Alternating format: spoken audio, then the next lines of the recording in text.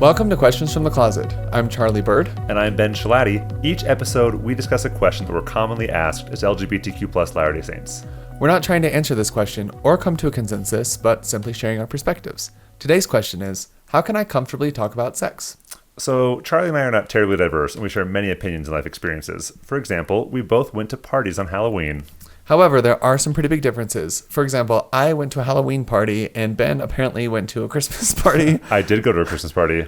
So there's this guy in my ward who hates Halloween. Hates it. I give him rides a lot. Because it's the devil's holiday? That's exactly what he said. Really? I think he might have said it's Satan's holiday. Oh. But he's obsessed with the Tabernacle Choir. Loves it. So he got last year, the DVD of last year's Tabernacle Choir Christmas concert and invited some friends over to watch it on Halloween.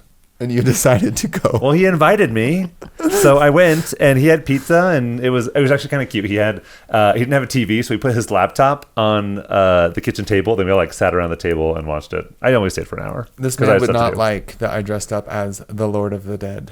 As Hades? As Hades, yeah. Your costume was awesome. It was really good, and I washed my hair probably for 45 minutes last night. And I mean, my hair, I have a lot of hair, but not that much. Yeah, because at the time of recording, Halloween was yesterday. Yeah. Yeah. Yes, this was yesterday. So I didn't dress up. I didn't do anything for Halloween except for that. I love Halloween. You get to wear makeup and be somebody else. Yeah, I don't want to do either. Sounds like I was a gay youth. Yeah, I don't want to. I just like being me. So anyway, we like to provide a variety of voices and perspectives, and today we're joined by Dr. Chelom Leavitt. Thanks for having me. So Shalom, tell us a little bit about yourself. I grew up in a large family in central Washington. Which town? Uh-oh. Yakima. I know, the Palm Springs of Washington. That's what the sign says on the road. Some people say. Is that actually what it says? Yeah. What does that mean? I don't know, because it's not the Palm Springs. Yeah. Palm Springs and you say Yakima. Anything. Yakima. Because people say Yakima. I'm like, you're not from. Yeah. You're not from. Yakima's the joke. That's I didn't know that was a real place. Right. It was kind of like Timbuktu. I thought it was just made up. Timbuktu is a real place. Right. I know. Okay. That's why I said both of those things. Okay. It's in Mali. Yep. Yakima. Apple orchards and cherry orchards and yeah.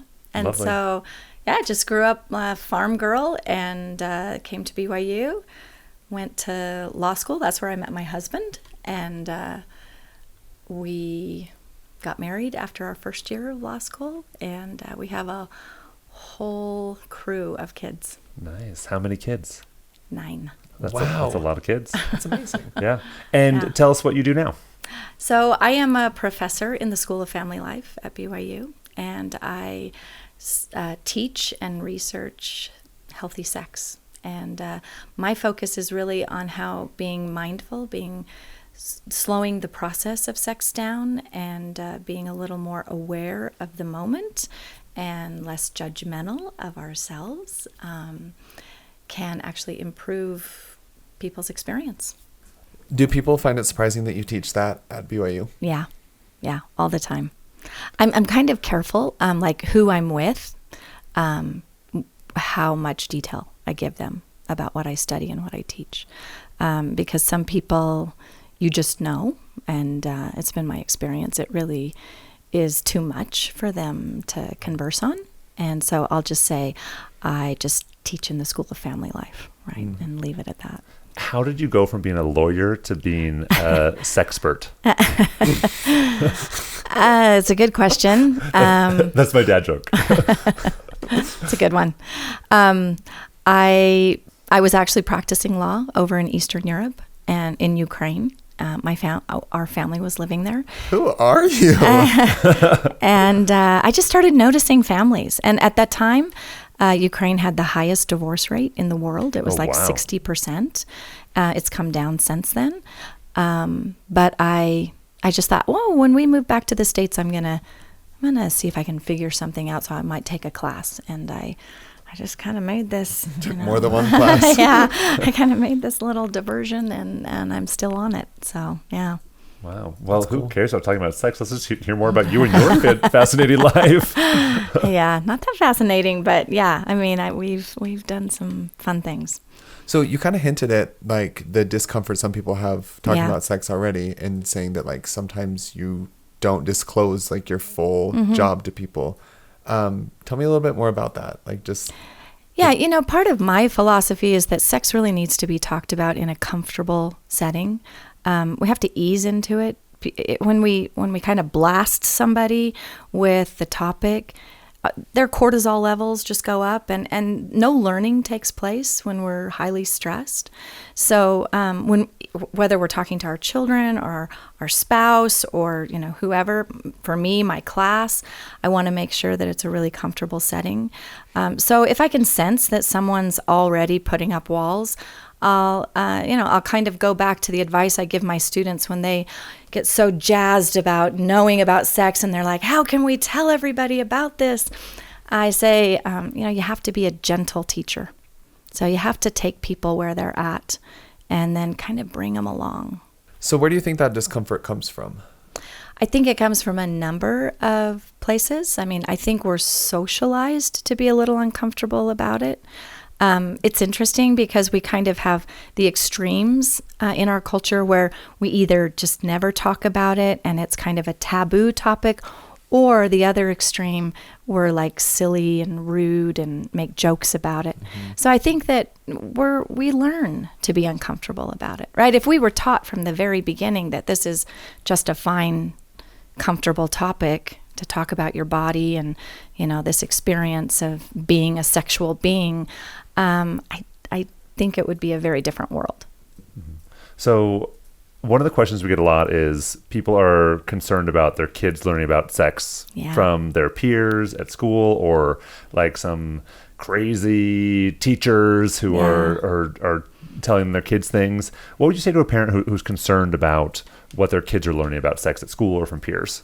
Well, I would say you ought to be telling them the most, right? So you ought to be intervening and having these conversations regularly so that when someone does give them some information about it, they can compare that to what their parents have already talked to them about and consider the source and, all of do the normal critical thinking sort of process. And I don't think it would impact them like they think it will. The question I always get when I'm teaching, a seminar on teaching your kids about sex or sex within a marriage or, whatever the topic is if I talk to my kids about sex, I'm afraid I'm going to stir a curiosity and they're going to go out and start experimenting. And what's interesting is we know the opposite is true. From research, we know the opposite is true. The more I talk to my kids about sex, the more comfortable I make the environment of sexual conversations, the more I can actually teach them about my values around sex, right? Like, maybe my value would be, I think you really ought to wait to have sex until you're in a committed, loving relationship where you can fully express all of your sexual nature. And so if I'm talking to my children regularly that way, they're more likely to adopt those values, first of all, and they're less likely to engage in risky sexual behavior. So you're talking about how the parents should be the ones like on the forefront of teaching children, but that also means that the parents would have to have the information. And I imagine there's kind of like a generational aspect to that of like, like a taboo or like a not talking about sex or like values being passed down that don't necessarily correlate to like healthy, more robust conversations. Yeah, you're right. And somewhere we have to break that, cycle. And, that's part of what I do at BYU is kind of talk openly and talk about healthy sex, right? We're not talking about every topic surrounding sex, but we limit it to a few, and then we can kind of dive deep and talk about sex and the research around it and even how it integrates into into a gospel setting. Mm-hmm. So how do you talk to your children about sex? I'm guessing if there are nine children, then there's quite an age range. Yeah, there is. Yeah. Just openly. I mean, I have a rule of thumb that, you start talking at really young ages. You're a sexual being from the moment you're conceived. And so if it's pretty natural from the time they're little. Can you, you said from the moment someone's conceived? Yeah. Tell us about that. Well, you're determined a sexual being the moment you're conceived, right?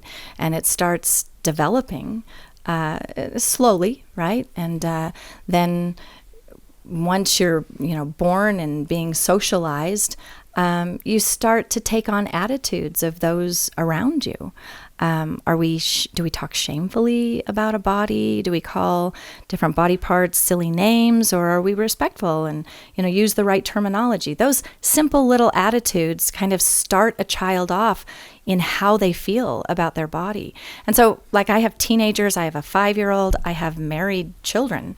And I would say, the rule of thumb is that once they're teenagers, you really need to be having a conversation weekly about something surrounding sexuality. A weekly conversation? A weekly that conversation. Sounds like a lot. It doesn't need to be, like the sit down, son, we're going to have a chat. Right. It doesn't need to be like that. Like I know sometimes driving my 2 boys to school, things would come up, like my son was in elementary school and he said, "Mom, everybody who has a birthday in October gets a donut. Why are there so many more people that have birthdays in October than any other month?"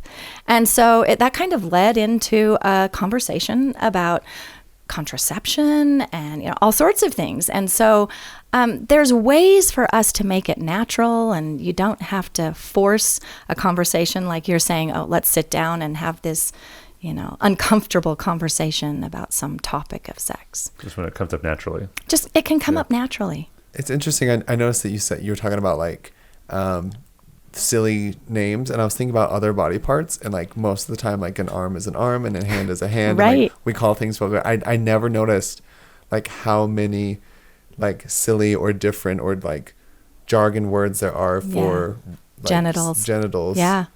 Yeah, no, it's really true. It's funny. I have a 5-year-old, and as she was kind of going through this process, I was really watching her, and this is the age, like 2, 3, 4, 5 is when people are really freaked out about their kids, maybe masturbating or discovering their genitals, and it seems to be kind of this heightened scrutiny on how our children are behaving. And the truth is, they're just trying to learn about their body.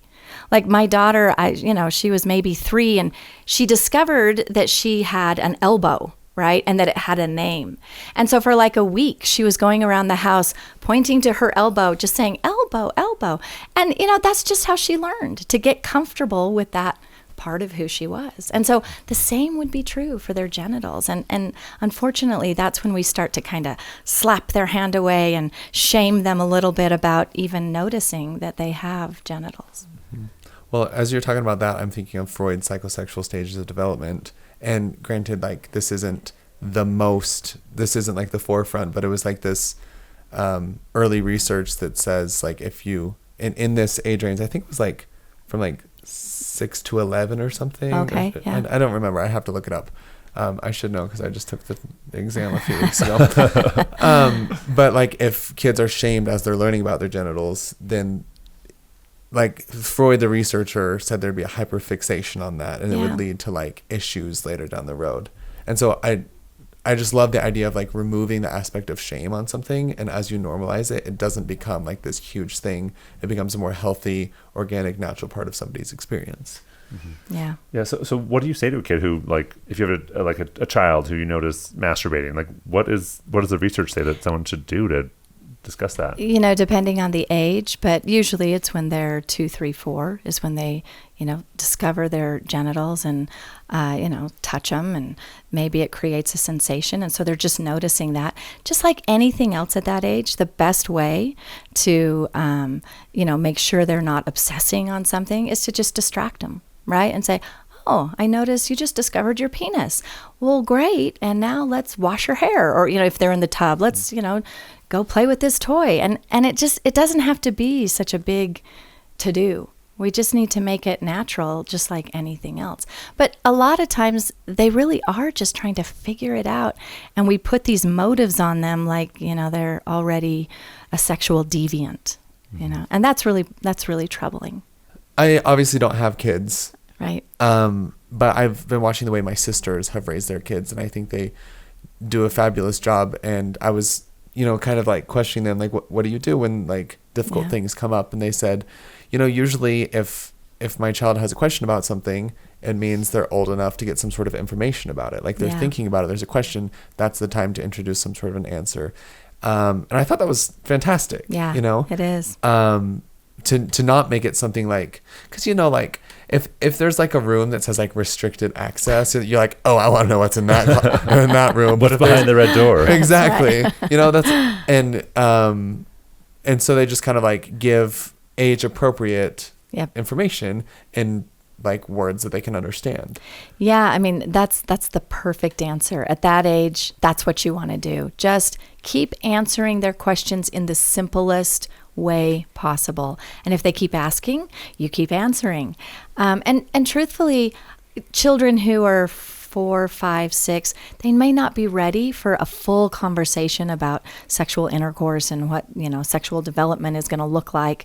But they are ready for it probably sooner than we think, right? By about 7, 8, 9, they probably need to have a pretty complete picture of it, because for the very reason you were both mentioning, they're going to start hearing about it from peers, and they might even stumble across something on the internet or be introduced to something by somebody else.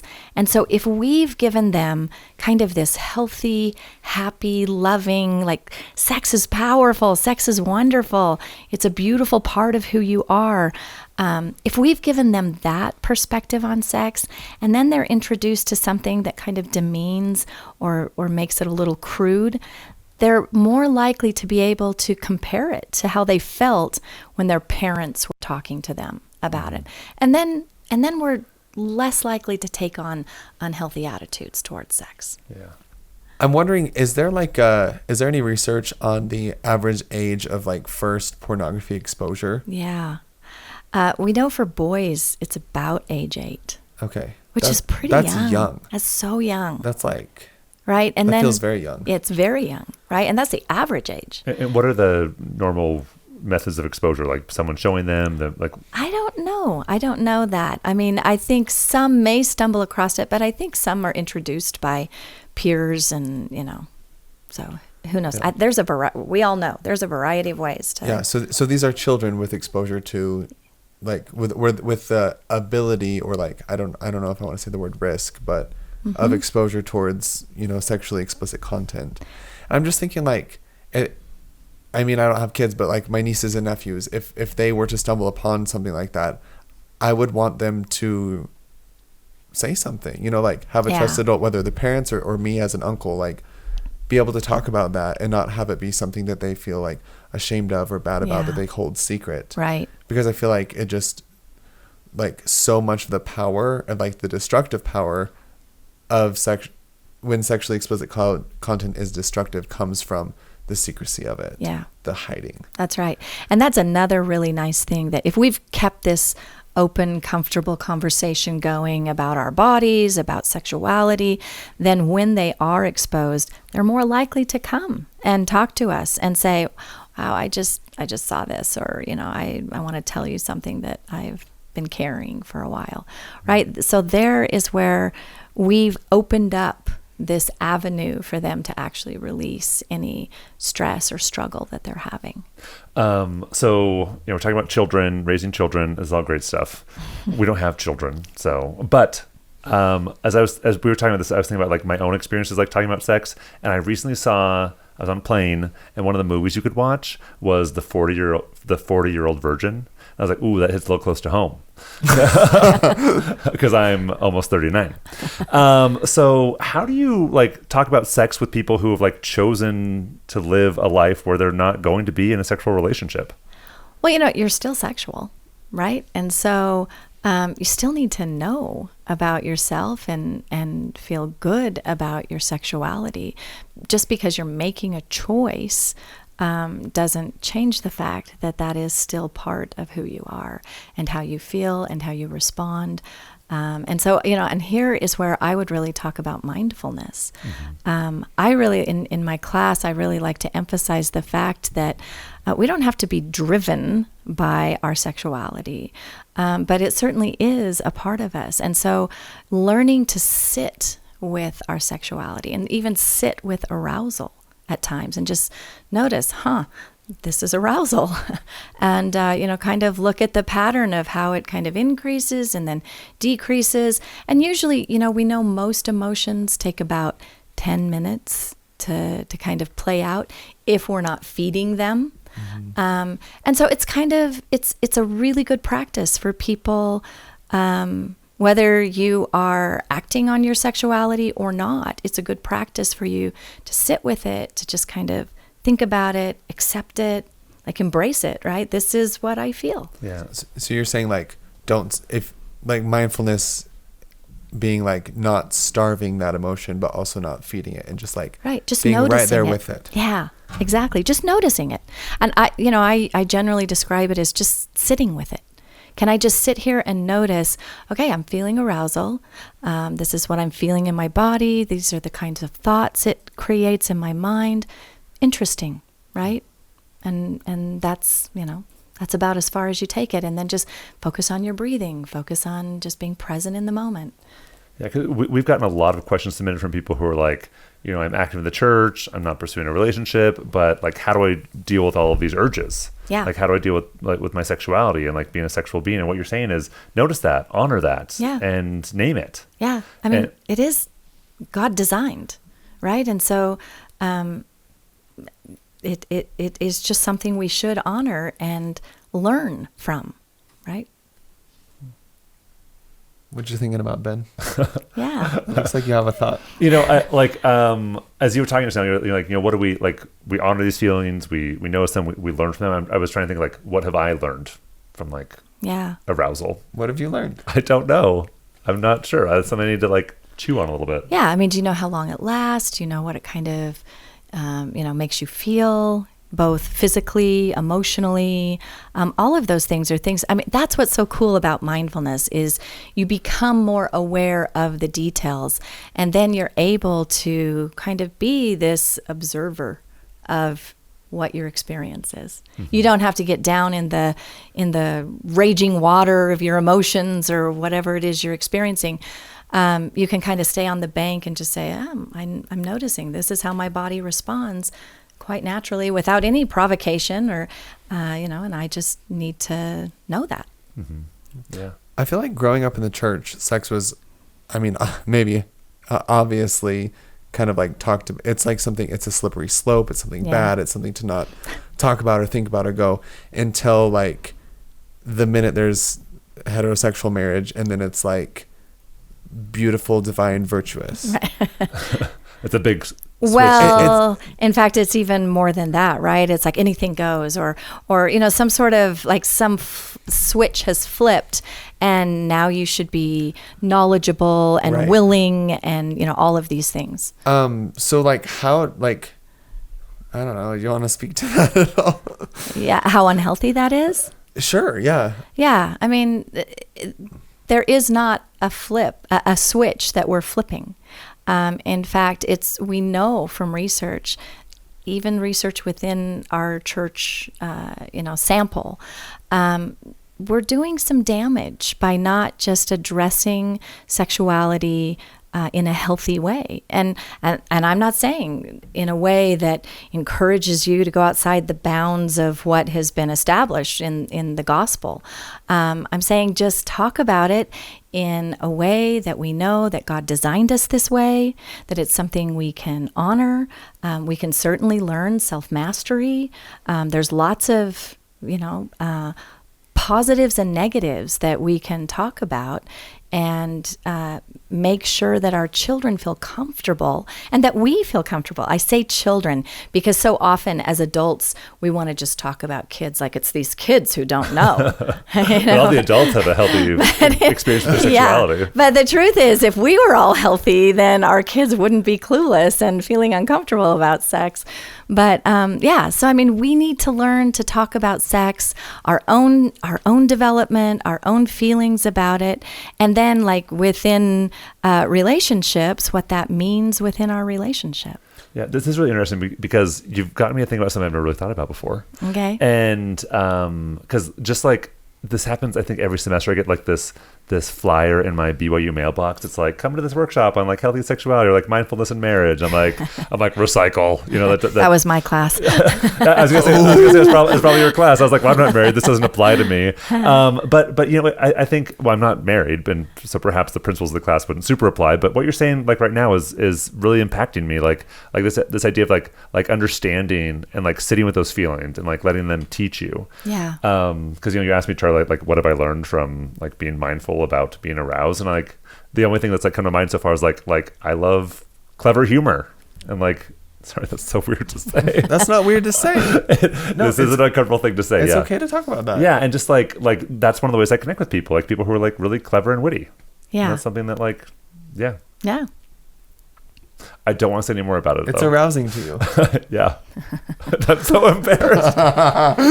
We should not have had this conversation. No, this is good. Like that's a good thing to know. Well, about and I guess I would say, I mean, arousing, like sexually arousing, emotionally arousing. And I think it'd be like more emotional. Physically, yeah, right. And I think that a lot of us feel that from different things. And I think it's we're so shut down about this topic that we say the word intimacy, and that means sex, it means emotional intimacy, relational intimacy. I mean, it means all these things because we don't want to be very specific. Mm-hmm. But and the same with arousal.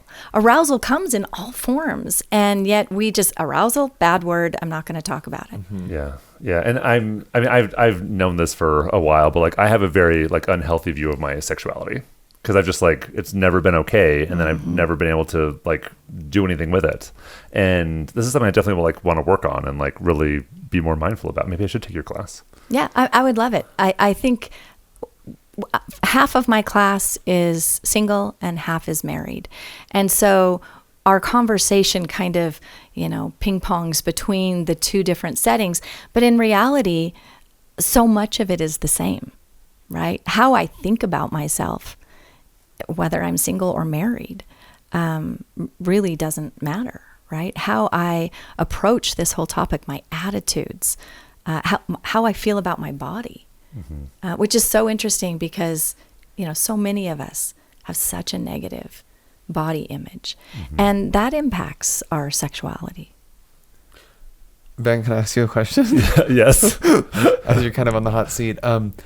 Well, can I tell you a thought I had? Yeah, just say it. For me, it's like easier to say like, I'm attracted to this physical part of somebody. Like, I think this person is attractive. But for me to say like, I'm attracted to like this person, like this aspect of a person's personality, for some reason that almost feels more vulnerable to me. How come? I don't know. I think it's because maybe it's like scary to me to like someone in like a holistic way. Why? Because it's easier for me to like shut it down. Why?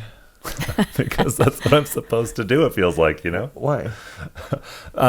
Because I'm a single gay Latter-day Saint. Because if you feel attracted to someone holistically, you'll want to date them. Yeah. And that means that you'll lose out on church and employment privileges. Yeah, like the things that matter the most to me. I think it's really important that you said that because I've talked to multiple people. Last year I was talking to someone who was devastated. They came to me, they were sobbing because they felt attracted to someone's personality. And it was just such a horrible realization to them that being gay wasn't just the sexual carnal thing, because that's how we grew up. Like growing up, every time homosexuality was, if it was talked about at all, it was like carnal, devilish, whereas like a heterosexual marriage was talked about as something like virtuous and good. And so it was almost safe because I don't want to be a carnal person. I don't want to be devilish or sinful, right? So it felt safer to put this aspect of my attraction, my life experience into this thing that was only carnal, because then I could lock it up. Yeah. But if it's actually part of me, if it actually influences the way I interact with the world and the way I see people and who I have a crush on more than just like sexual attraction, that's so relatable, Ben. I don't think that's weird at all. Yeah, and it's not that like, and I understand what I'm doing. Like I understand like I'm shutting down my feelings like to protect myself, and I don't think that's been a necessarily healthy thing for me. And so I'm just like thinking like, well, what do I want to do going forward? Like I don't want to change my romantic behaviors. Like, do you feel like that's something that the church asks of you, or that society asks of you, or that God asks of you? I don't think anyone's asking me to shut down my feelings. I just feel like that's what I have chosen to do to make things easier. But like, where does that pressure come from? Oh, from the fact that like I can't date somebody. But where does that? I mean, Okay. for a long time, it came from like just feeling like that wasn't my role, like that wasn't my path right now. Yeah. So what would it look like to? This is really interesting. Yeah. I'm sorry. No, Shalom, I can think keep it's interesting as interrogating? well. I love it. So what would it look like to more fully honor your orientation, the emotional sides of it, the emotional attraction, while still remaining sexually uninvolved, like celibate? Yeah. So what I have done, what I've done for a long time, is I like write about like people I have crushes on in my journal and like what I like about them. But that's always like a removed process. Like the day is done, I'm going to put these feelings on a piece of paper so I can get rid of them. And I don't think I don't think I'm mindful about the feelings in the moment. Well, I noticed when you were talking about like arousal as it relates to wit, you were uncomfortable with the term, or you seemed uncomfortable with like arousal, but once it was like emotional arousal, you were okay with that. Mm-hmm. So it sounds like you're afraid of emotional arousal bleeding into sexual arousal. 100%. Yeah, you caught me. You figured me Well, out. and that's kind of what I was saying when I think we talk in these big umbrella terms, like intimacy means all these things.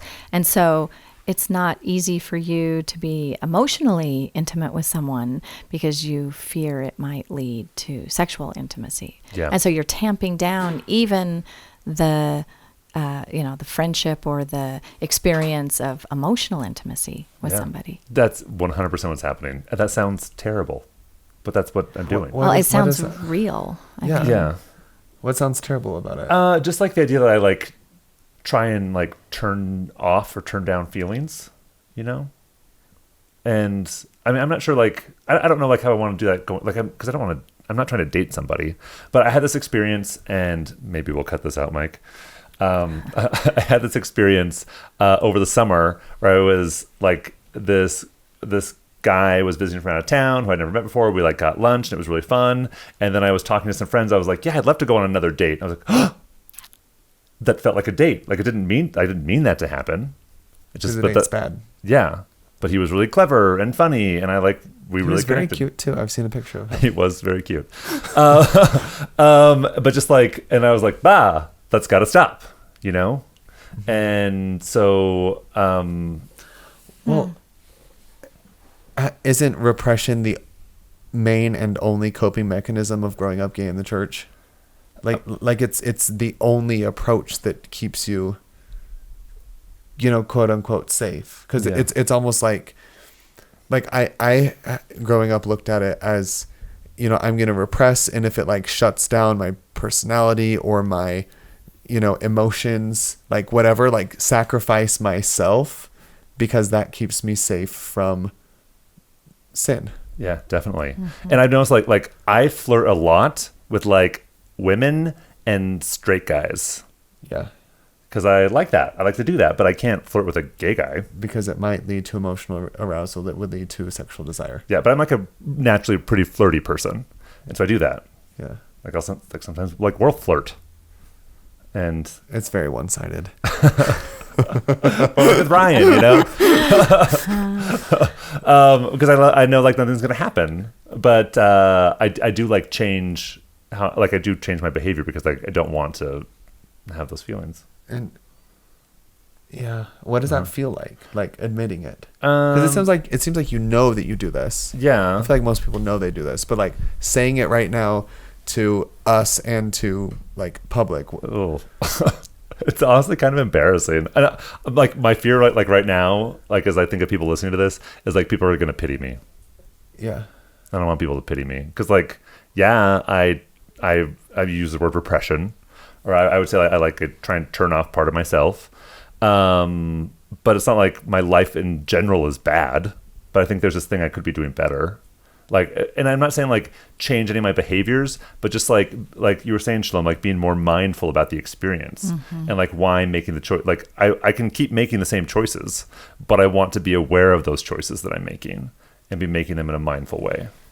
Yeah, and I guess I would just say there's a quote that I use in my class is that healthy sex is not repression, but it's direction, right? Like, how am I directing my sexuality?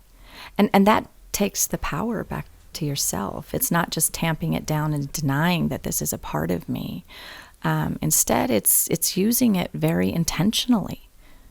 And that's what I'd like to That's fantastic. get your feedback there. No, I really like that, because I had this moment a while back where I was like, being a single person, like the law of chastity, like, don't do this, don't do this, don't do this, don't do this. Yeah. Like it's all a bunch List of of don'ts. don'ts, yeah. And then trying to figure out like, well, what do I do positively? And one of the ways, and I don't know if this is even healthy, but this is what I chose to do, was say, like, I'm going to give these things I don't get to do, I'm going to like give them to God as a sacrifice. And I remember like actually like doing that in a prayer, like saying like, God, I'm giving you this, and I'm going to like do my best to live the law of sacrifice and like give this to you. And I also like expect you to bless me for that. Yeah. I don't know if that's the right thing to do, but that's what I did. I like it. It reminds me of a story that I heard just recently of a nun who was actually talking to somebody and talking about how it was actually a member of the church, a nun who was talking to a member of the church, and she said, I'm really working on my marriage with God. And this member of the church was saying, are all of us working on our marriage with God? Right? Our marriage with Christ. I mean, if you really like viewed yourself as being in a relationship with Christ, how would you be sacrificing things and hoping that, you too are receiving blessings from that? So, I mean, I think of that a lot. Like, I work on my marriage, right? With my husband. Do I work on my marriage with God? Yeah. Can I ask more questions? Yeah, of course. is so but, I love it. But I love what you're saying, and just like thinking about like how can I use my natural like sexuality like as a human being like to connect with God and like to build a relationship. I don't think every relationship has to be sexual, and we can still be intimate with people. I mean, I think of myself. I still have other friendships with adult men, and I want it to be intimate. As in, we share things and we're close and we're friends, and it doesn't have to be sexual, right? So I am a little concerned when I hear you saying, yeah, I don't even want to be intimate with somebody because I'm afraid it's going to lead. Yeah. And the truth is like, I mean, I'm like super open, super vulnerable. Like I do feel like I have a lot of intimate friendships, but it's when it's with someone that like, it's just with like a certain subgroup of people that I'm like attracted to, which honestly, and actually, I mean, there aren't a lot of people I would want to do anyway, but yeah. But there's one time where we recorded an episode with someone who I thought was like super cute, and then he and I got dinner after, and you didn't come, Charlie, and I was like the whole dinner I was like uncomfortable because I like knew I liked this guy, and I just like couldn't be myself. Yeah.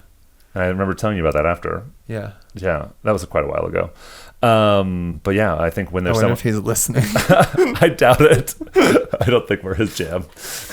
But yeah, and so realizing like the ways and as you were talking, like you want to have these intimate relationships with like your male friends. I think I have been taught, like I was taught in the church, like a man and a woman can't be alone together, right?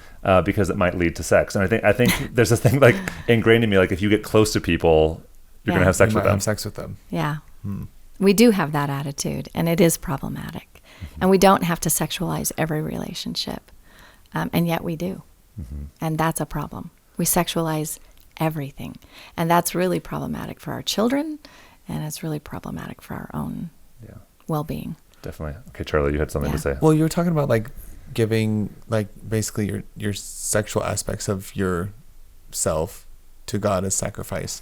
And I was just curious about like, and maybe you've never even thought of this. This was just a thought that came to mind. But I thought about like temple covenants and like the difference between sacrifice and consecration. And if that's something you'd ever thought about within that. Yeah. I mean, how does consecration work with sexuality? Yeah. I don't know. I don't know. I just thought it was interesting, so I brought it up as a thought. Rather than, I don't know. Maybe there's something there, maybe there's not. But like, is there a way to, as a single celibate person, consecrate your sexuality? Maybe. Rather than sacrifice it? It sounds like it'd be nice. I don't know. Well, the way I like to think about the law of consecration isn't that I'm like giving away everything I have, but I'm like allowing all the things that other people have like to come to me. Right. With sex, that's going to be different. Yeah, that seems. So I feel like, but the way I think of consecration is like giving to God, like using it to build up goodness and godliness. Mm-hmm. Yeah. And I guess like the only simple way I can think about that right now is like just from like the start, like, because it's a very like new thought to me, is like by not being in a relationship, I have like more time to give, you know, I can contribute to the kingdom as a single person in different ways than a married person can. But I'm not sure that's right. I think that's like a very like low level thought. Well, yeah, maybe, but I think that's beautiful. And also, if you're suppressing parts of your personality, then where's like the give and take line of like, you know what I mean? Because if you're suppressing some of yourself, but you're having more time to give, like you want to do your whole self. But if you're suppressing your sexuality, and therefore it's bleeding into emotional and other types of intimate connections. Yeah. And so interesting. And the thought I'm having now is like, if I can have like a healthy relationship with my sexuality, then maybe I can be a better servant in the kingdom. I love that. And and just learn to direct it. You are like, honestly, like props to Ben right now. Yeah. Like this is amazing. I know you say you're vulnerable a lot, but this is like actual me watching my friend Ben be vulnerable and talk about something that I know he's uncomfortable with. So Very like much this so. is true vulnerability, and like I really commend you because this is really courageous and brave to have this conversation. Thank you, Charlie. I just finished reading this book called Braiding Sweetgrass. Oh my gosh, all my friends have been talking about this. It's so good. Is it good? Okay, I'm going to read it. But one of the things she talks about, like a principle she brings up again and again, is like flourishing is mutual. She says all flourishing is mutual.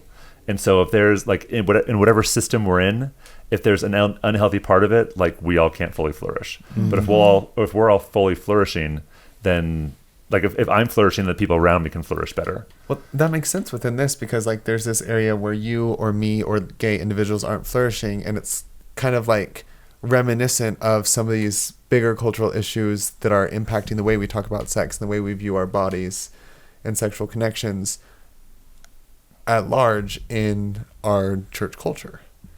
Right. You know, it's everywhere. It's something that you have to deal with no matter your experience.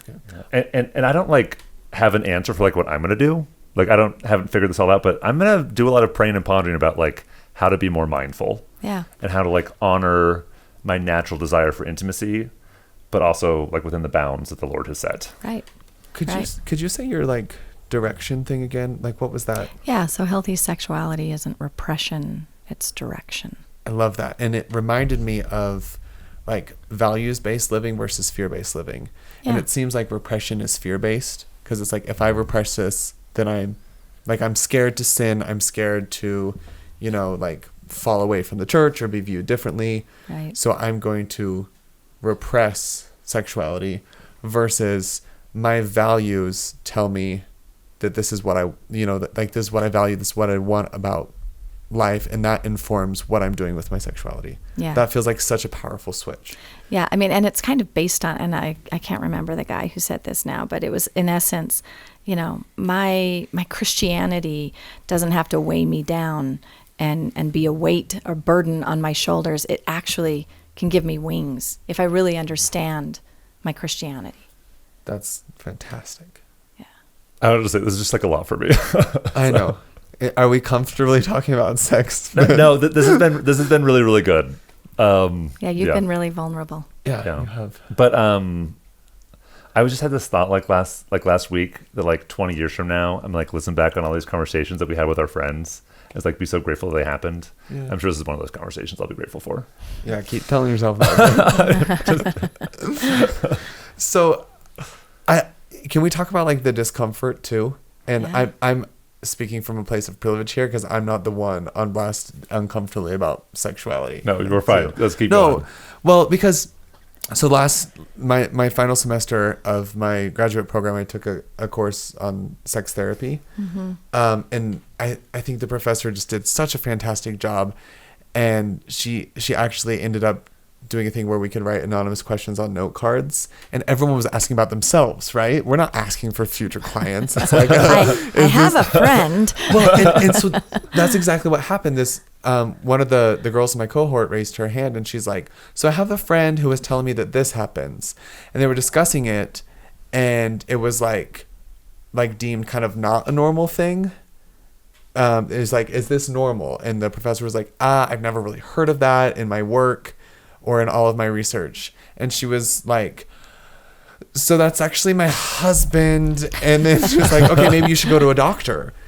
And she was able to like figure, and it was just so that was so interesting to me.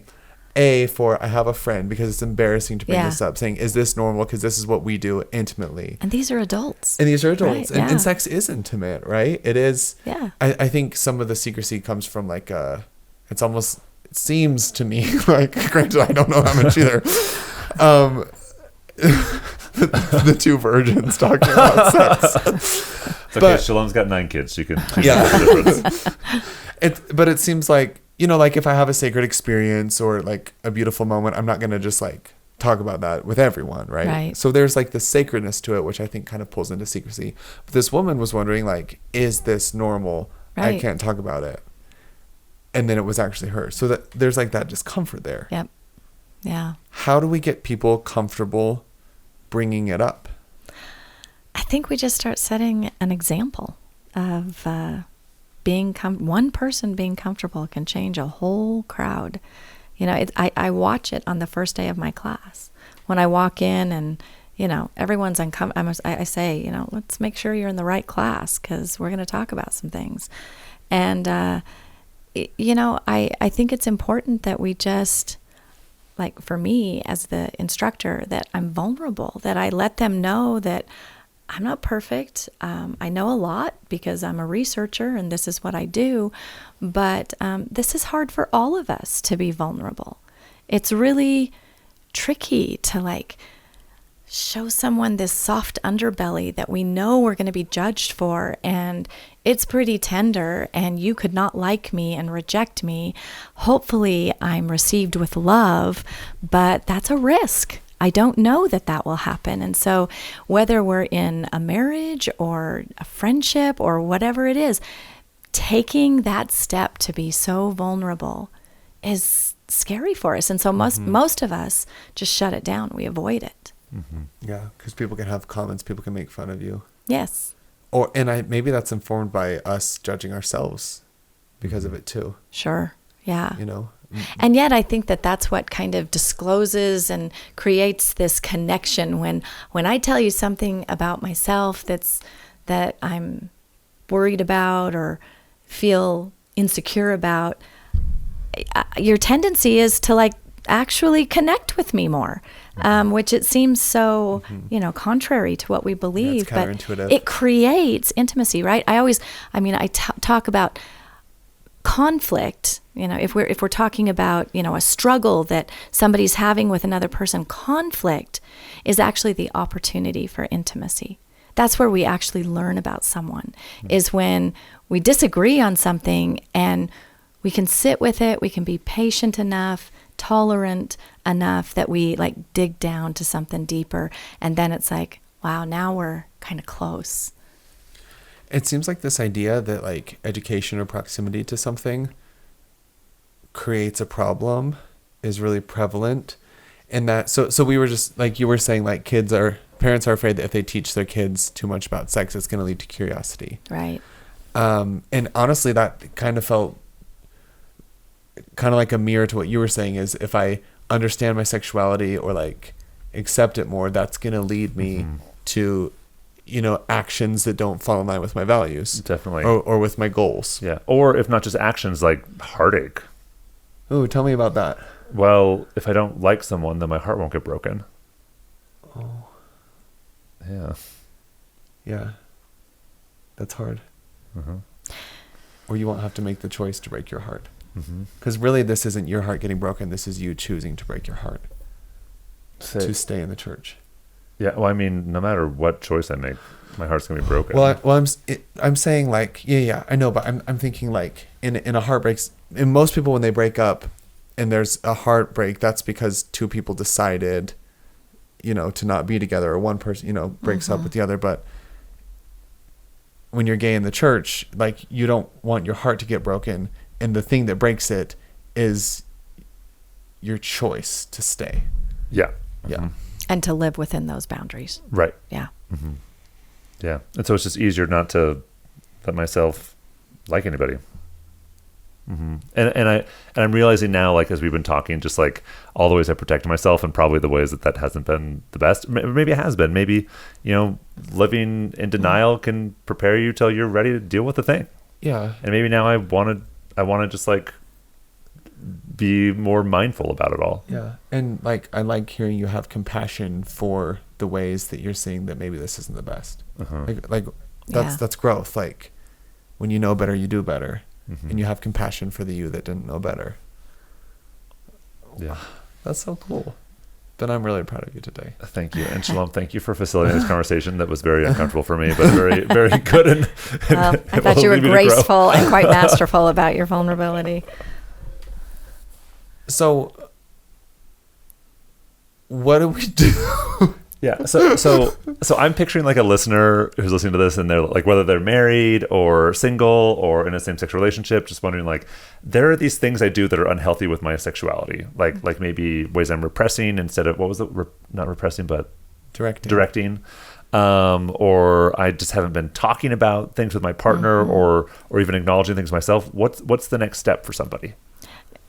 Well, I think you have to be gentle with yourself, right? And just understand that that's where you're at. It's interesting. I was teaching a seminar on sex, and my parents came to it. And afterward, my mom said, "I'm really sorry that I never taught you all this stuff." And I said, "How could you have? You didn't know this."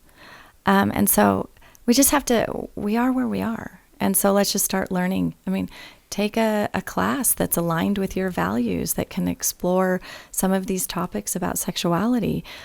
Start feeling more comfortable. I mean, I have a blog. I write about this all the time so that people can have ideas for how to open up a conversation with their spouse or their child or whoever, or with themselves, right? One thing that I require all my students to do is to journal. So you have to journal about, that's the best therapy you can do, is you're trying to kind of dissect your own attitudes and where did they come from, most likely from your family of origin or some other cultural influence. And so how can you start to kind of unwind that and then be more intentional and sit with, what do I think about my sexuality? I am a powerful person. How do I choose to use that power? And so, I think all of those things should be quite intentional. And I can't say, what anybody should, how anybody should use their own sexuality. I mean, I can tell you what research says and what I know is more risky and things that lead to better outcomes. But I think it's something that we have to sit with, the ambiguity of our own thoughts, and then figure it out. And that's why journaling is so important.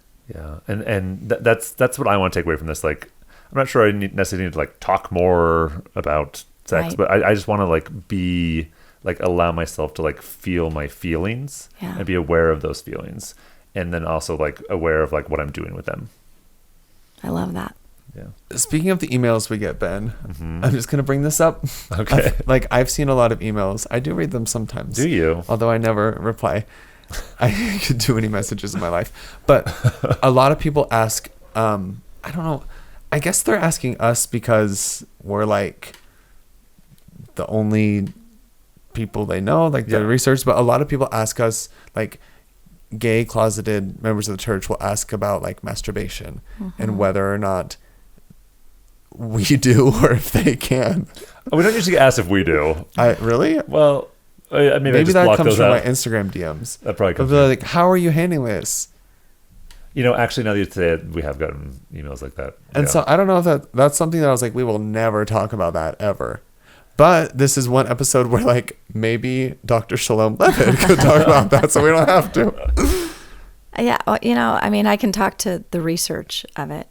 Whether or not you're going to participate in it, that's a personal choice. But we know 99% of men have masturbated by the time they're 30, right? And 80% of women. And so it's a pretty common thing. And so, within the church, we're asked not to. And so if it's that common and we're asked not to, it's something that everybody's dealing with, right, at some level. And so we can just use a little compassion as we talk about it. Instead of, I think that one thing that concerns a lot of people in the church is that some leader somewhere has said, that's a sexual sin, and sexual sins are next to murder. And so we really catastrophize what is occurring here instead of realizing, this is something that it could teach you some self-mastery. It can help you understand that sex should be other-focused. It's not about just indulging yourself, about just hedonistic pleasures. It's about really creating connection. And so I think as we talk about it in the terms of, the broader picture of what healthy sexuality is, we would say that there's a reason why we're asked to maybe refrain from that and gain some self-mastery, because it is important for creating a healthy environment in sex. I want to add to something you said that I think I've seen in like therapeutic practice and just with talking to people that a lot of LGBTQ plus members of the church, and probably just in general, will use sex as a coping mechanism, or masturbation or pornography as a coping mechanism for shame. And so I guess that kind of goes back to that mindfulness piece of what are the underlying reasons why I'm making this decision or why I'm participating in XYZ activity? Is it coming from a place of self-loathing? Is it coming from a place of shame? Is this a coping mechanism? Am I depressed? Is this, because... Am I bored or am I tired? All of these things, or is this like a conscious decision that feels right for me and my body? And I feel like I am never going to tell anyone, like, that's just like not appropriate for me or probably you, Ben, to like say, do this or don't do this, or this is what I do or whatever. But I feel totally comfortable saying I would, like my advice is to be value-based and like you said, mindful about the ways you're interacting with your body. Yeah, just be intentional about why you're doing it. Think it through. Be a little slow in the process as you observe, what's going on in my life that, this is something that I'm using to what, or I am wanting to refrain from because why, that's kind of the process that we need to go through. And certainly, it's sensitive in the church because we are asked not to do that. And so for those who are wanting to live within those boundaries, they have to have some non-shame-based guidance in how you even go about that. And I know, as I've talked with my own children, and they've shared with me, their struggle with it and that, they're already feeling guilty. And so for me as a parent, my response is always, wow, thank you for sharing that with me and letting me be on your team as you try to, gain some self-mastery or live more in line with your values. Shalom, you said something that was so beautiful, having non-shame-based reasons for our actions. Fantastic. And I think that is so powerful because, that's the way to live a healthy life. Well, that's God's plan, right? Yeah. Non-shame-based reasons. And I just kind of want to normalize this because there is like the idea of when you're straight in the church, you can get married and then you can be sexual.